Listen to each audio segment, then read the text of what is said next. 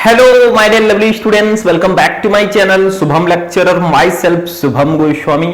Student, आज के इस वीडियो में मैं आपके लिए लेकर आया हूं क्लास 12 केमिस्ट्री का एक बहुत ही इंपॉर्टेंट टॉपिक। ये टॉपिक आपके बोर्ड एग्जाम में हमेशा पूछा जाता है। इस टॉपिक का नाम है फैराडे के विद्युत अपघटन के नियम। आपने सुना होगा, ये हमारे विद्युत रसायन चैप्टर का टॉपिक है। फैराडे जी ने दो नियम दिया था, दोनों नियम बहुत इंपॉर्टेंट है। कभी कभी आपके एग्जाम में आ जाता है फैराडे के विद्युत अपघटन का प्रथम नियम लिखो, कभी कभी आ जाता है फैराडे के विद्युत अपघटन के नियम लिखो, और कभी कभी फैराडे के विद्युत अपघटन का द्वितीय नियम लिखो। यानी कि कुल मिलाकर ये नियम बहुत इंपॉर्टेंट है। अगर आपने केमिस्ट्री में इसको नहीं पढ़ा तो समझ लीजिए कुछ नहीं पढ़ा, क्योंकि फर्स्ट चैप्टर में आपका हेनरी का नियम, राउल्ट का नियम, सेकंड में कोलरॉस का नियम और फैराडे का नियम, ये सब बहुत इंपॉर्टेंट है। तो टाइम वेस्ट क्यों करें, चलिए स्टार्ट करें। देखो, फैराडे के विद्युत अपघटन के नियम, Faraday's law of electrolysis. Copy pen लेकर बैठना, हमें मत देखना, इसको देखना, ठीक है, क्योंकि ये टॉपिक बहुत इंपॉर्टेंट है। किसी से भी पूछोगे ये टॉपिक काफी इंपॉर्टेंट है। देखो, फैराडे के विद्युत अपघटन का प्रथम नियम, देखो इन्होंने मेनली दो नियम दिया। पहले हम फर्स्ट नियम को पढ़ेंगे, क्योंकि जो फर्स्ट होता है भैया वो फर्स्ट ही होता है, ठीक है। Faraday's first law of electrolysis. देखो, इस नियम के अनुसार इलेक्ट्रोड से मुक्त हुए या इलेक्ट्रोड पर एकत्रित होने वाले पदार्थों की मात्रा विद्युत अपघट्ट में से प्रवाहित आवेश के समानुपाती होता है। मतलब किसी इलेक्ट्रोड पर एकत्रित हुए जो पदार्थ की मात्रा होगी वो उस विद्युत अपघट्ट में प्रवाहित होने वाले कुल आवेश के समानुपाती होगी। ये लाइन आपको याद रखना है। अब बहुत सारे स्टूडेंट कहेंगे सर जी इलेक्ट्रोड क्या है। देखो, इलेक्ट्रोड क्या है वो मैं भी बताऊंगा। इलेक्ट्रोड दो प्रकार के होते हैं, कैथोड, एनोड, ठीक है। कैथोड हमेशा नेगेटिव होता है, एनोड पॉजिटिव होता है, ठीक है। इतना आपको याद रखना है। चलिए आगे हम लोग देखते हैं। देखो भैया, यहां पे मैं आपको नियम समझाऊंगा। देखो, मान लीजिए ये एक सेल है, ध्यान से समझना, ये आपका एक सेल है। अभी सेल नहीं है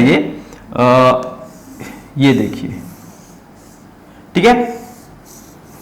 ये आपका, अभी ध्यान से समझना, अभी जब मैं पूरा चित्र बना दूंगा तब आपको समझ में आएगा। ये आपका सेल है, ठीक है। इसमें भैया ये दोनों क्या है, ये दोनों इलेक्ट्रोड होते हैं। इलेक्ट्रोड का मतलब इलेक्ट्रोड भी दो प्रकार का होता है। ये आपका हो गया कैथोड, हो गया ये कैथोड हो गया जो कि निगेटिव होता है, ठीक है। और ये आपका हो गया एनोड, ठीक है। ये क्या हो गया, एनोड हो गया, ठीक है। समझ में आया? इतना समझे, मतलब हमारा जो सेल होता है उसमें एक कैथोड एक इलेक्ट्रोड होता है। कैथोड जो होता है वो नेगेटिव, एनोड होता है वो पॉजिटिव होता है। ये जो हमारे इलेक्ट्रोड है, दोनों को हम इलेक्ट्रोड ही बोलेंगे, लेकिन ये अलग अलग दो प्रकार के होते हैं, कैथोड और एनोड, ठीक है। ये जो है विद्युत अपघट्ट में डूबे रहते हैं। देखो, ये यहां पे विद्युत अपघट्ट भरा हुआ है इसमें, ठीक है, क्योंकि ये सेल है तो इसमें विद्युत अपघट्ट होंगे।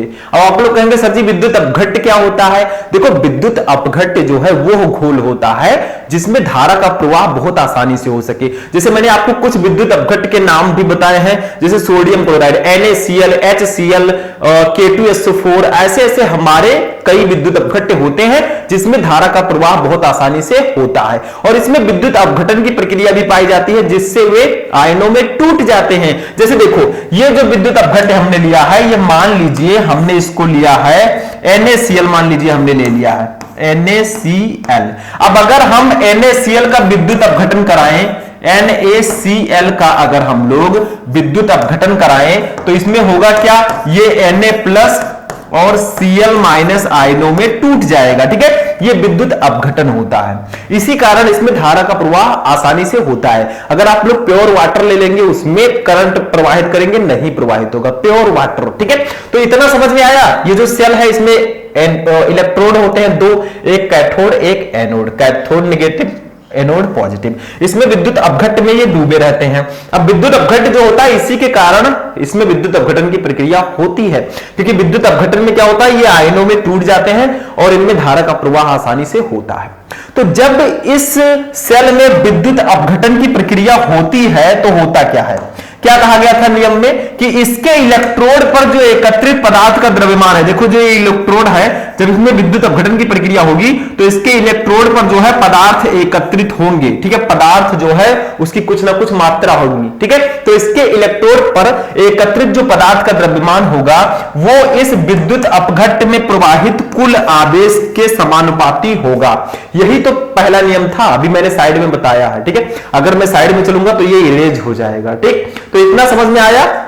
अभी मैं दिखाऊंगा चित्र कि कहा गया है कि किसी इलेक्ट्रोड पर एकत्रित या मुक्त पदार्थ की जो मात्रा है वो उस विद्युत अपघट्ट में प्रवाहित कुल आवेश के समानुपाती होता है, ठीक है। यानी कि सीधा सीधा कहा गया है इसमें, मैं इसको इरेज करने जा रहा हूं, ठीक है। ये आप समझ ही गए, ये आपका कैथोड है, ये एनोड है, ये जो है विद्युत अपघट्ट में डूबा रहता है, ठीक है। तो यहां पर मैं बता देता हूं, पहले थोड़ा बहुत देखो। अब यहां पे जो पदार्थ की मात्रा होगी, इस इलेक्ट्रोड पर एकत्रित जो पदार्थ की मात्रा होगी उसको W से डिनोट करेंगे। ये किसके समानुपाती होगा? इस नियम के अनुसार ये समानुपाती होगा इस विद्युत अपघट्ट में प्रवाहित होने वाले कुल आवेश के, ये समानुपाती होगा। यही नियम में बताया गया है, ठीक है। समझ में आया। अब देखो यहां पे क्या होगा, W इक्वल टू Q है, W समानुपाती Q है, तो W समानुपाती, ठीक है। देखो Q क्या है? Q है आवेश, और आवेश इक्वल टू क्या होता है? Q इक्वल टू क्या होता है? IT होता है। Q इक्वल टू IT होता है कि नहीं? अगर आप लोग पढ़ेंगे फिजिक्स को तो धारा और आवेश, सॉरी, धारा और समय के गुणनफल को भी हम आवेश कहते हैं। Q इक्वल टू IT आपने पढ़ा होगा, ठीक है। तो यहां पे Q के जगह पर हम IT रख देंगे, ठीक, समझ में आ रहा है। तो इस Q के जगह पर हम लोग रख देंगे IT, ठीक है। अब हमें करना क्या है, देखो हमें इस समानुपाती के चिन्ह को हटाना है, तो बराबर लगेगा, और जब बराबर लगेगा भैया तो यहां पे ये जड़, एक स्थिरांक जुड़ेगा जड़, और IT आपका ऑलरेडी है, तो ये हमारे फैराडे के विद्युत अपघटन के प्रथम नियम का फॉर्मूला आ गया कि किसी इलेक्ट्रोड पर एकत्रित पदार्थ की मात्रा जो W है वो उसके घोल, उसके विद्युत अपघट्ट में प्रवाहित कुल आवेश Q के समानुपाती होता है। यही फैराडे का पहला नियम है। तो W समानुपाती Q, चूंकि Q इक्वल टू IT होता है तो W समानुपाती IT।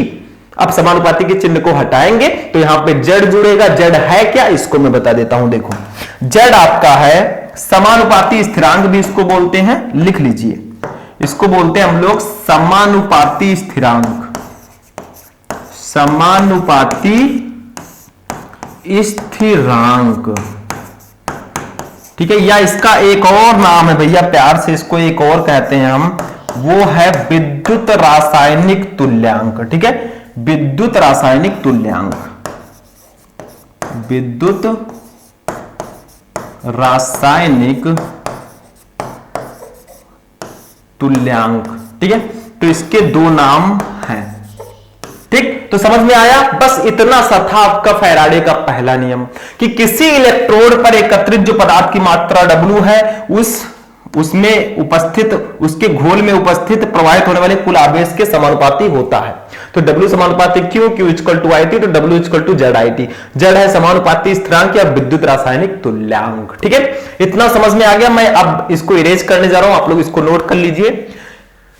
यही फैराडे का प्रथम नियम है। मैं साइड में होकर समझा भी देता हूं वही चीज जो मैंने समझाया है। देखो पहले नियम में कि इलेक्ट्रोड से मुक्त हुए या एक इलेक्ट्रोड पर एकत्रित होने वाले पदार्थ की मात्रा जो W है वो किसके समानुपाती है? वो विद्युत अपघट्ट में से प्रवाहित आवेश के समानुपाती होती है। यही चीज मैंने आपको अभी बताया है। यही फैराडे के विद्युत अपघटन का प्रथम नियम है, ठीक है। समझ में आया। चलिए दूसरा नियम देखते हैं। है नहीं कुछ इसमें, ध्यान से समझिए बस। दूसरा नियम ये देखो, ये है भैया दूसरा नियम। इसको भी थोड़ा सा आपको समझना होगा, मैं यहीं पे इसको समझाऊंगा। देखो फैराडे के विद्युत अपघटन का द्वितीय नियम, Faraday second law of electrolysis. देखो पहले नियम में बताया गया कि इलेक्ट्रोड पर एकत्रित होने वाले पदार्थ की मात्रा जो है उसके विद्युत अपघट्ट में प्रवाहित होने वाले कुल आवेश के समानुपाती होगा। दूसरे में क्या बताया जा रहा है? देखो इस नियम के अनुसार जब विद्युत धारा की समान मात्रा विभिन्न विद्युत अपघट्टों में प्रवाहित की जाती है, मतलब यहां पे आपको एक से ज्यादा विद्युत अपघट्ट लेना है, आप 2 भी ले सकते हैं, 3 भी ले सकते हैं, ठीक है। जब दोनों तीनों में समान मात्रा में धारा प्रवाहित की जाए तब जो इलेक्ट्रोड पर एकत्रित पदार्थ की मात्रा होगी तब वो किसके बराबर होगा? देखो तब दूसरा कंडीशन है, जब विद्युत धारा की समान मात्रा विभिन्न विद्युत अपघट्टों में प्रवाहित की जाती है तो इलेक्ट्रोडों पर मुक्त जो पदार्थ की मात्राएं हैं उनके तुल्यांकी भार या विद्युत रासायनिक तुल्यांक के समानुपाती होता है। मतलब दूसरे नियम में क्या है, हमने एक से ज्यादा विद्युत अपघट्ट ले लिया है और उसमें हमने समान मात्रा में धारा प्रवाहित की। तो वही कहा जा रहा है कि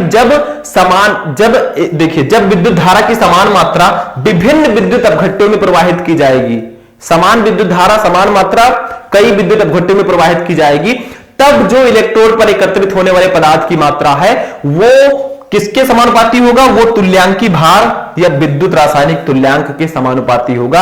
यानी कि तुल्यांकी भार जो आपका E होता है या फिर जो आपका विद्युत रासायनिक तुल्यांक Z होता है वो उसके समानुपाती होगा। इतना समझ में आ गया। इस नियम को याद रखना, चित्र मैं अगले पेज में समझाऊंगा। ठीक है, चलिए इतना समझ में आया। तो देखो अब दूसरे नियम का चित्र देख लेते हैं भैया। दूसरे नियम में क्या कहा जा रहा है, जैसे देखो यहां पे मान लीजिए कि हमने एक से ज्यादा विद्युत अपघट्ट ले लिया, जैसे ये आपका हो गया और ये आपका हो गया। ठीक है, ये आपके दो मैंने ले लिए हैं। ठीक, इसमें भैया इलेक्ट्रोड इसमें भी होंगे क्योंकि ये भी सेल ही है, तो इलेक्ट्रोड इसमें भी है। देखो ये, ठीक है, ये इलेक्ट्रोड है इसमें। ठीक, अब देखो ध्यान देना थोड़ा सा। ठीक, अब इसका जो विद्युत अपघट्ट है, देखो ये भी विद्युत अपघट्ट में डूबा रहेगा। ठीक है,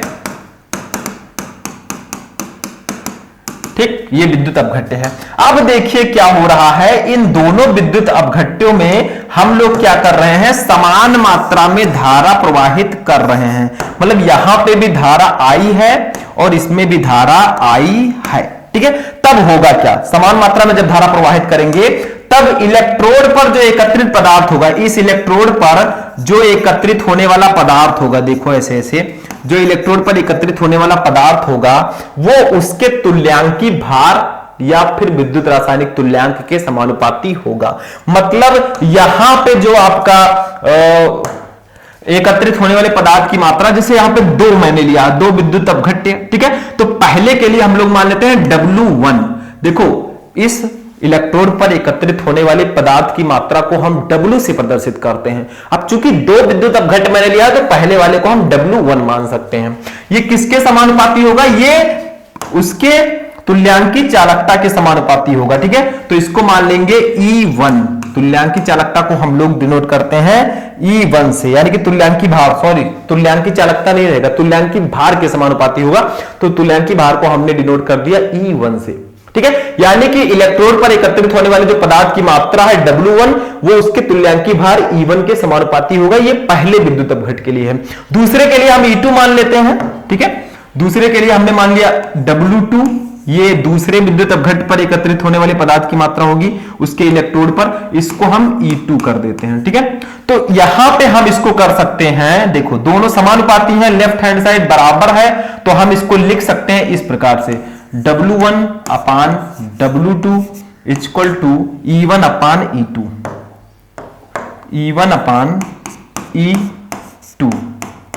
ठीक है, समझ में आया। तो ये तो हमारा फर्स्ट हो गया कि जो इलेक्ट्रोड पर एकत्रित होने वाले पदार्थ की मात्रा होगी वो उसके तुल्यांकी भार के समानुपाती होगी, ये तो हमारा आ गया। लेकिन ये भी कहा गया है कि जो इलेक्ट्रोड पर एकत्रित होने वाली पदार्थ की मात्रा है वो उसके तुल्यांकी भार और उसके विद्युत रासायनिक तुल्यांक के समानुपाती होगा। तो विद्युत रासायनिक तुल्यांक के समानुपाती कैसे होगा उसको भी जान लेते हैं। देखो अब चूंकि हमें यहां पे पता ही है कि W इक्वल टू होता है ZIT, W इक्वल टू क्या होता है ZIT। ठीक है, समझ में आया। ये आपका चूंकि W इक्वल टू ZIT, तो W1 के जगह पर हम लिखेंगे Z1IT। ठीक है, क्यों, क्योंकि धारा तो दोनों में समान है, तो I1 I2 तो हम लिख नहीं सकते, समय उतना ही है। तो W1 के जगह पर हम लोग लिख देंगे Z1IT, Z1IT अपान W2 के जगह पर रखेंगे Z2IT।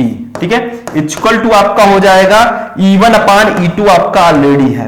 ठीक है, E1 अपान E2। ठीक है, अब यहां से हम कट करेंगे भैया, IT से IT कैंसिल, तो हमारा फाइनली जो आया वो आया Z1 upon Z2 equal to E1 upon E2। क्या आया, E1 अपान E2। 2 ये आ गया, ठीक है, ये हमारा आ गया। तो यही है हमारा फैराडे के विद्युत अपघटन का दूसरा नियम। अब देखिए यहां पे Z1 upon Z2 equal to E1 upon E2 लिख दिया हमने। अब E1 अपान E2 किसके बराबर है? W1 अपान W2 को। तो या हम इसी को इस प्रकार से भी लिख सकते हैं। देखो कैसे लिख सकते हैं, देखो यहां पे E1 upon E2 equal to W1 upon W2 है, तो इसको हम लिख सकते हैं W1 upon W2 equal to Z1 upon Z2, Z1 upon Z2, ठीक है। तो ये भी हम लिख सकते हैं, ये भी इसी का फॉर्मूला होगा। तो वही तो बताया गया था कि यदि दो विद्युत अपघट, जैसे कई विद्युत अपघट जो हैं उनमें अगर समान मात्रा में धारा प्रवाहित की जाए तो उनके इलेक्ट्रोड पर एकत्रित होने वाले पदार्थ की जो मात्रा है वो उसके तुल्यांकी भार के समानुपाती होगी, ठीक है, ये हो गया। और या फिर विद्युत रासायनिक तुल्यांक के समानुपाती होगी। देखो ये एकत्रित होने वाले पदार्थ की मात्रा विद्युत रासायनिक तुल्यांक के समानुपाती है, ठीक है। यही तो हमें प्रूफ करना था। जेड क्या है? विद्युत रासायनिक तुल्यांक। तो ये हमारे फैराडे के विद्युत अपघटन का दूसरा नियम है। बस हो गया, सिंपल सा है। इसमें मतलब विभिन्न विद्युत अपघट्यों में जब समान मात्रा में धारा प्रवाहित करते हैं तो उनके इलेक्ट्रोड पर एकत्रित जो पदार्थ की मात्रा है वो उसमें प्रवाहित, वो विद्युत तुल्यांकी भार या फिर विद्युत रासायनिक तुल्यांक के समानुपाती होती है। बस हो गया। इसको आप लोग नोट करना चाहें तो नोट कर सकते हैं, ठीक।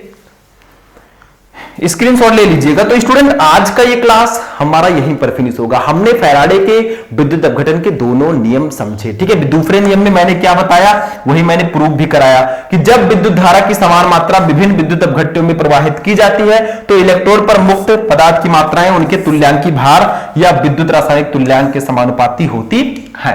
बस यही हमें प्रूफ करना था और हमारा फैराडे का दोनों नियम कंप्लीट हो गया। आई होप कि आपको समझ में आ चुका होगा।